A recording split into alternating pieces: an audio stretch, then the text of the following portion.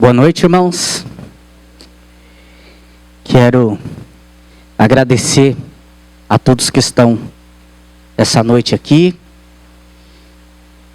Dizer que meu desejo é que o Senhor nos abençoe e nos dê um momento de reflexão na sua palavra. Quero agradecer à igreja também a oportunidade de mais uma vez estar aqui e de continuarmos dizendo que não há um Deus tão grande como o nosso Deus, né?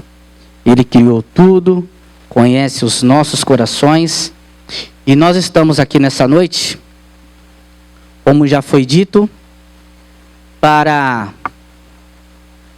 também celebrar a ceia do Senhor. Então a própria meditação hoje na palavra será nesse sentido. Hoje nós vamos pensar sobre a celebração da ceia do Senhor.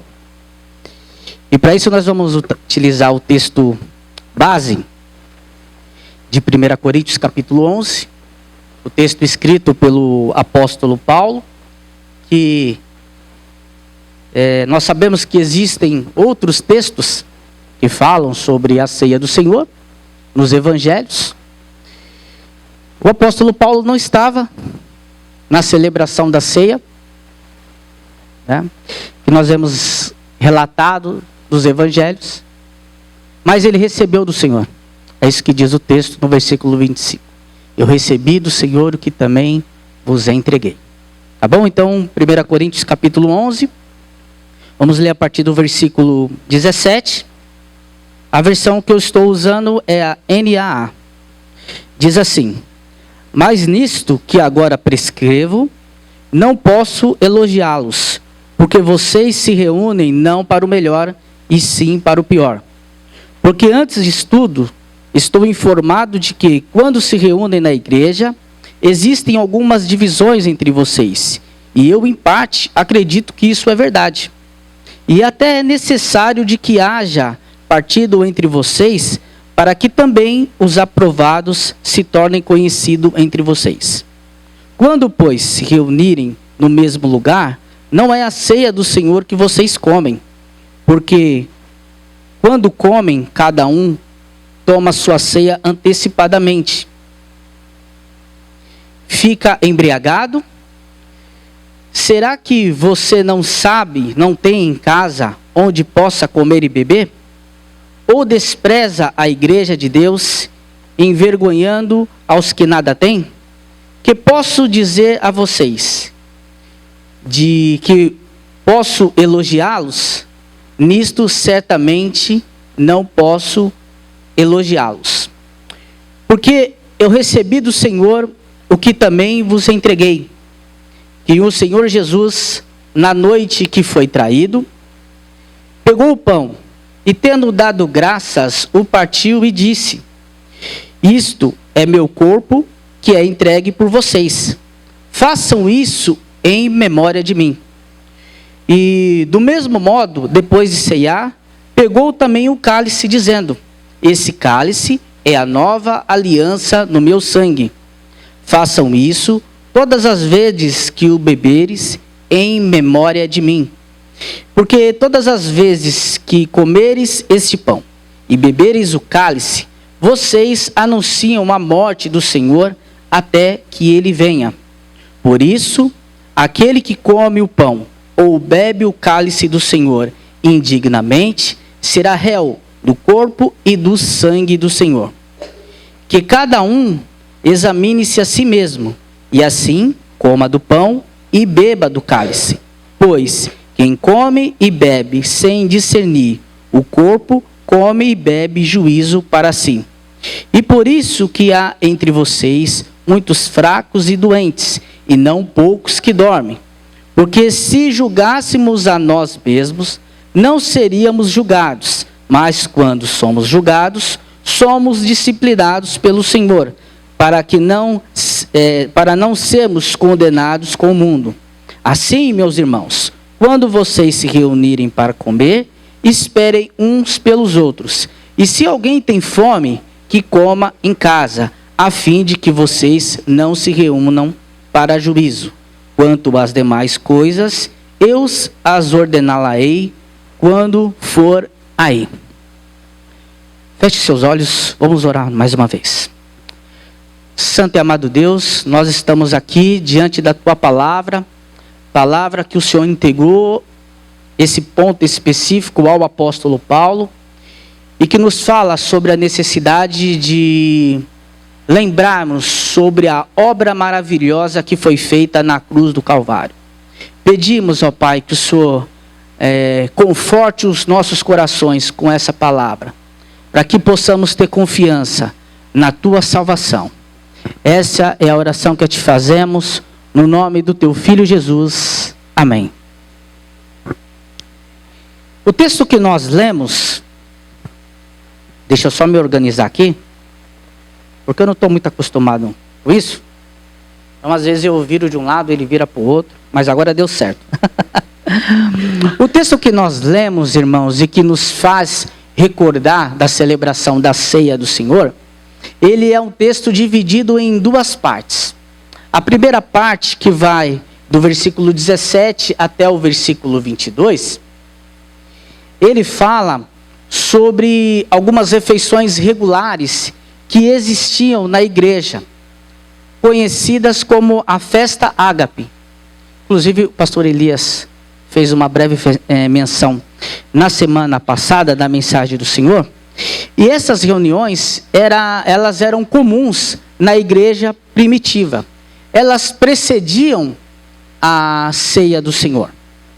E na segunda parte, aí sim nós vemos a descrição da revelação que o apóstolo Paulo recebeu, efetivamente sobre a celebração da ceia do Senhor. Mas nós conseguimos observar que, quanto a isso, o que aconteceu? Existia uma celebração, que acredita-se ser semanal, dessa refeição em conjunto, a festa ágape, e Paulo, ele critica os irmãos sobre a maneira que eles estavam celebrando aquela festa. Porque o sentido da palavra que ágape na festa seria a festa do amor. Mas quando Paulo ele começa a criticar os irmãos e diz no versículo 17 que eles estavam se reunindo não para o melhor e sim para o pior, então nós começamos a entender alguns apontamentos que Paulo faz do que estava acontecendo na igreja. E nós vemos o destaque que Paulo faz, na versão que eu li, ele diz, eu não posso elogiá-los, mas é comum em algumas versões dizer, aquilo que vocês estão fazendo não é louvável. Ou seja, o apóstolo Paulo diz, eu não posso elogiar vocês, não posso louvá-los pela atitude que vocês têm em um momento que deveria ser uma celebração do amor. E que na realidade não está refletindo o amor. Porque o que estava acontecendo naquelas celebrações? Algumas pessoas comiam e outras pessoas chegavam e não tinham nada para comer. Então, uns comiam, outros ficavam com fome, outros saíam embriagados. Era um verdadeiro vexame e um verdadeiro escândalo o que estava acontecendo na igreja naquela oportunidade. É por isso que o apóstolo Paulo, ele foi duro com os irmãos nessa primeira parte, esclarecendo esse ponto. Porque conta-se os comentaristas, como Champlin, de que algumas pessoas de mais posse chegavam na igreja com os seus banquetes, montavam os seus banquetes e ali faziam a sua celebração, a festa. Aqueles que chegavam depois, pessoas mais simples, mais humildes, conta-se a história que até escravos chegavam e já não tinham com que se alimentar. E muitas pessoas, talvez fosse a única refeição digna que elas tinham a oportunidade de fazer na semana. Então isso o apóstolo Paulo estava dizendo, na verdade está causando uma divisão entre vocês. Aqueles que têm uma melhor condição, né, que chegam primeiro e podem compartilhar ali da refeição, da festa junto, e alguns outros que inclusive saem com fome, né? Esse é o principal absurdo. Alguns saem com fome e outros saem embriagados, porque beberam muito, comeram muito. Então não existia um equilíbrio da igreja nesse sentido. E aí Paulo, então, ele apresenta aí a sua crítica aos irmãos, e logo na sequência, a partir do versículo 23, aí sim, efetivamente, ele instrui a igreja sobre a celebração da ceia do Senhor. E a primeira coisa que eu separei aqui para refletirmos juntos, está no versículo 24, que é o corpo de Cristo. Quando o Senhor pega aquele pedaço de pão e dá graças, que significa o seu corpo, nós entendemos que ele se entregou, e o corpo de Cristo simboliza essa entrega em substituição. Ou seja, ele se entregou em substituição no nosso lugar. O corpo de Cristo, ou seja, o sacrifício de Cristo, foi feito nos substituindo. No momento que nós celebramos a ceia do Senhor, nós temos que ter em mente qual que é o objetivo daquela separação. E quando nós compartilhamos do pão na celebração da ceia, nós temos que lembrar que um dia o seu filho tomou o nosso lugar na cruz do Calvário. Em 2 Coríntios, capítulo 2, versículo 21, diz que daquele que não tinha pecado, Deus fez sacrifício pelo pecado em nosso favor. Ou seja, Jesus não tinha nenhum pecado, e mesmo assim, ele se fez pecado em nosso favor. É isso que nós temos que pensar no momento da celebração da ceia. Quando Jesus institui a ceia, que nós vemos nas Escrituras Sagradas, escrito, fazer isso em memória de mim, essa reflexão não pode faltar em nossos corações. Essa reflexão precisa ser no sentido de agradecer a Deus. Não no sentido de tristeza porque ele se entregou, mas sim porque isso tornou-se para nós uma bênção. Isaías, profetizando sobre a vinda do Messias, no capítulo 53, versículo 4, ele diz, ele tomou sobre si as nossas enfermidades e levou sobre si as nossas dores. Então tudo aquilo que nós merecíamos por conta de nosso pecado, ele foi depositado em Jesus. E aqui eu vou pedir licença para os irmãos para fazer uma observação, até fora aqui da ceia do Senhor. Tome cuidado que nós vamos ouvir na TV alguns pregadores dizendo, tá vendo? Ele tomou sobre si as suas enfermidades. Você não pode ficar doente, tá bom? Se você ficar doente, você vai lá na frente, se tiver com uma dor de cabeça, vai lá na frente, pede para o pastor orar por você. Se tiver com a unha encravada, vai lá, pede para ele orar, porque tem que curar, porque Jesus levou na cruz do Calvário. Então não é esse o sentido, tá bom? Nós podemos orar, não há problema nenhum, mas não há uma obrigação de que a enfermidade seja curada. Até porque, como nós vimos de manhã, quem esteve de manhã, descobriu que a morte é inevitável. Então, de enfermidade ou não, nós vamos morrer. Mas o que é interessante é que ele se entregou e foi depositado no nosso Senhor Jesus Cristo a culpa que era nossa.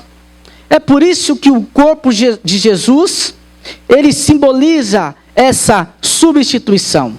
Ainda Isaías, no mesmo texto, capítulo 53, versículo 6, diz assim, todos nós andávamos desgarrados como ovelha, se desviando para o seu próprio caminho, mas o Senhor fez cair sobre ele a iniquidade de todos nós. O que isso quer dizer, irmãos? Que ninguém ficou de fora.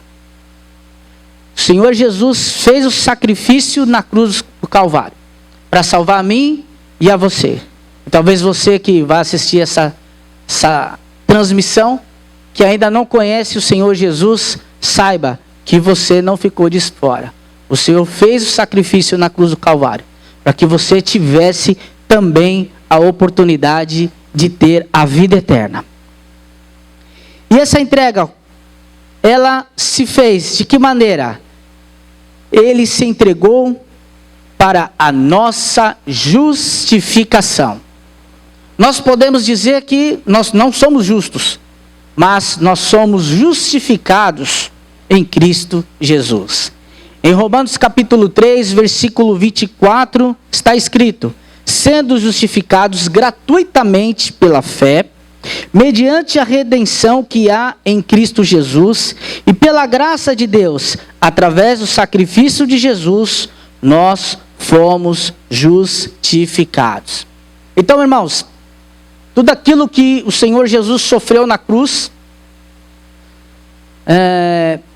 todo sofrimento que ele teve no final da sua vida, ele teve um objetivo: nos justificar diante de Deus.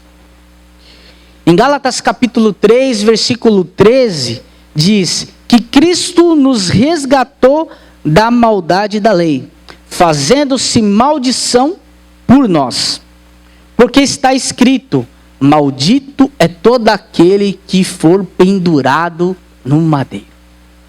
Então Jesus se fez maldição por nós, em nosso lugar. Porque o maldito era eu e você. Nossa, pastor, mas precisava isso? É isso que você estava pensando, Paulo? Precisava isso? Sim, precisava. Imagine você, se de repente apresentado diante do juiz, um homem que é declaradamente culpado. Imagine aí os crimes mais horríveis que você puder imaginar. E pense que aquele juiz olhou para aquele homem na frente de testemunhas, de familiares, de pessoas que sofreram por causa do mal daquela pessoa e falar: quer saber de uma coisa? Você está perdoado. E aí eu vou fazer uma pergunta. Eu sei que às vezes os irmãos ficam com dúvida se devem responder ou não. Mas agora podem responder em um coro bem forte. Isso é justo?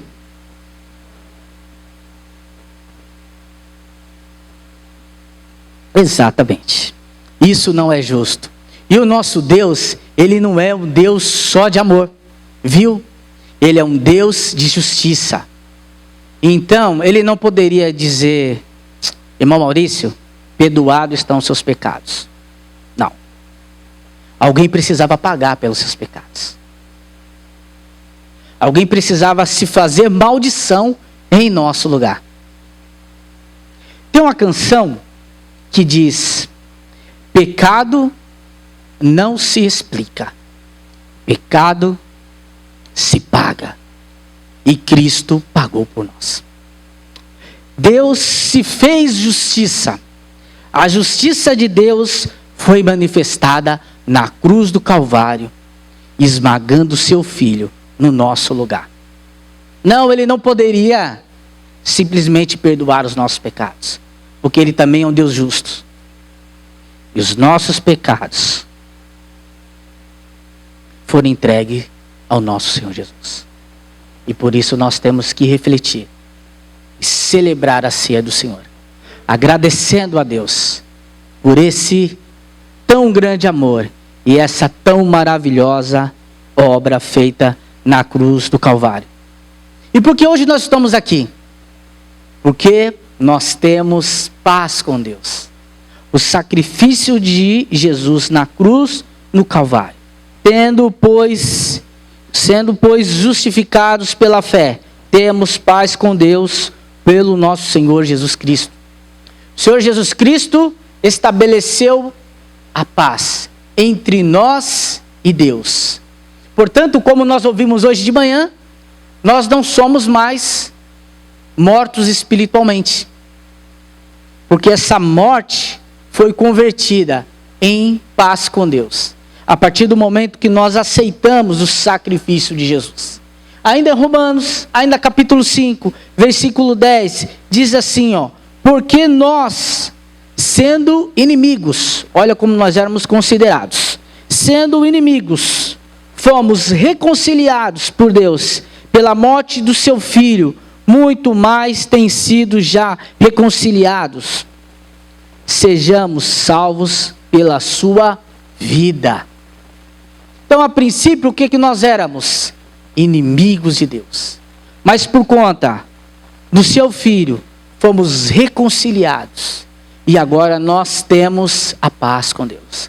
Então, irmãos, como nós celebramos a ceia do Senhor, quando nós participamos do pão, devemos agradecer a Deus. Senhor, muito obrigado, porque agora eu não sou mais inimigo, porque agora eu sou um teu filho, um filho teu, e agora temos paz contigo. E essa paz não é uma paz que está relacionada apenas à nossa salvação, à nossa reconciliação com Deus, mas é uma paz que excede todo o entendimento. Portanto, é uma paz de nos consolar, nos confortar e nos dar confiança que mesmo em meio a situações difíceis, nós temos um Senhor, um Deus que cuida de nós em todo momento. Então vamos lá, vamos avançar. Uma segunda lição que aprendemos com esse texto, versículo 25 e 26, uma nova aliança. Ali Jesus estabelece uma nova aliança, que é também uma aliança superior.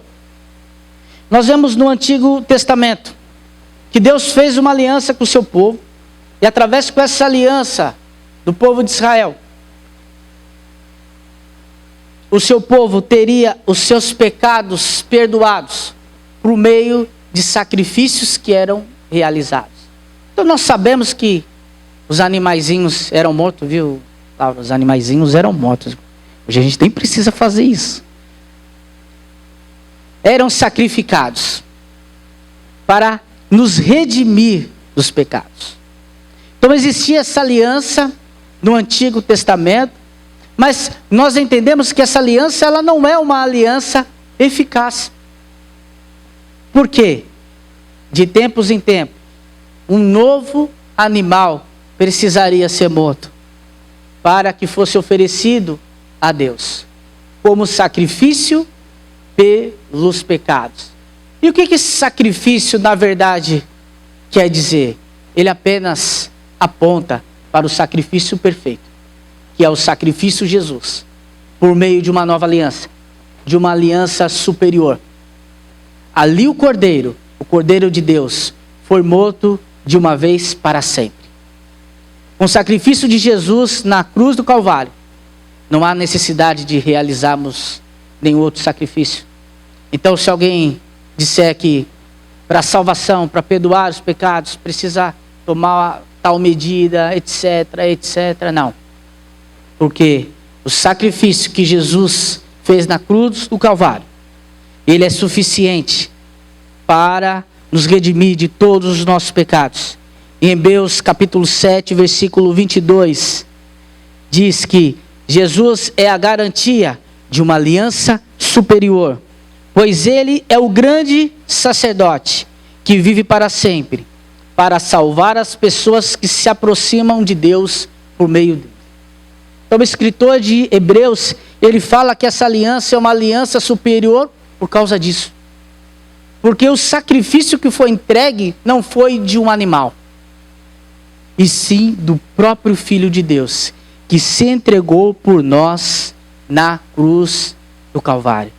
E esse sacrifício, e essa aliança, é uma aliança de sangue, e não é de qualquer sangue, é do sangue do nosso Senhor Jesus Cristo.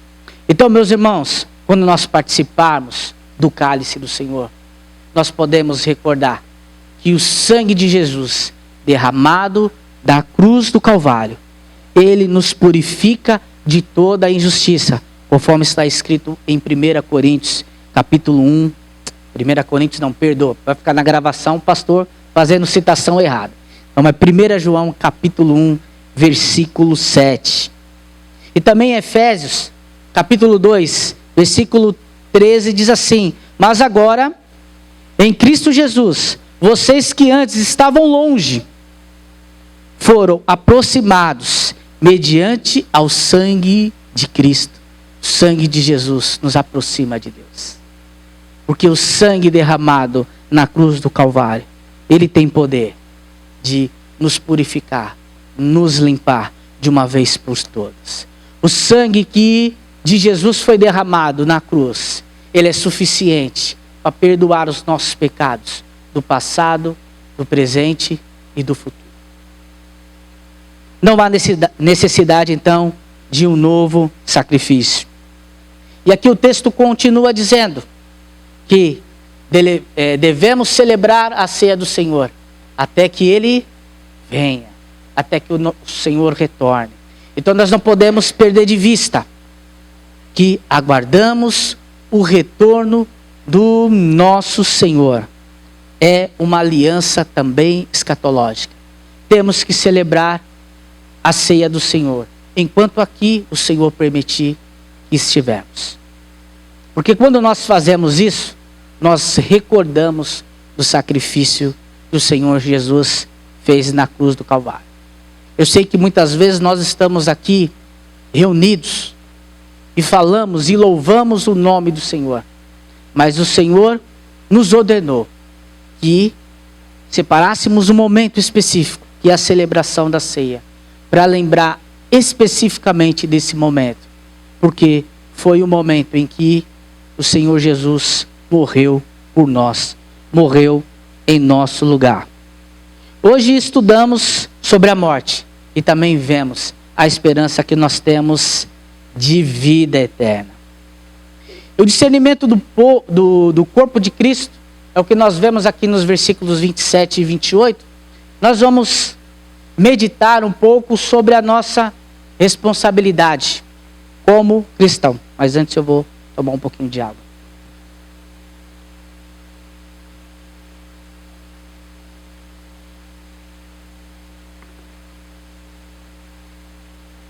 Precisamos participar da ceia do Senhor, sabendo sobre a nossa responsabilidade. Sabendo da consciência em que nós temos que ter do corpo e do sangue do Senhor Jesus Cristo, que foi derramado na cruz do Calvário. Por isso que a sugestão na celebração da ceia é que participe as pessoas que são batizadas e que estejam em comunhão com o Senhor. Porque o pressuposto é que para participar da ceia do Senhor, precisa ser um cristão. Como em Colossenses capítulo 2, ele faz a comparação entre a circuncisão e o batismo, dizendo que a circuncisão é a porta de entrada para o judaísmo, da mesma forma que o batismo é a nossa iniciação no cristianismo. Então, no batismo nós apresentamos uma profissão pública de fé, de que nós somos uma nova criatura. E a partir daí, nós cremos no Senhor Jesus como Salvador. Portanto, irmãos, essa recomendação e essa nossa responsabilidade é porque não faz sentido uma pessoa que não crê que o Senhor Jesus é o nosso Salvador participar do pão. Ele não vai conseguir fazer essa reflexão, porque ele não crê. Ele não foi salvo.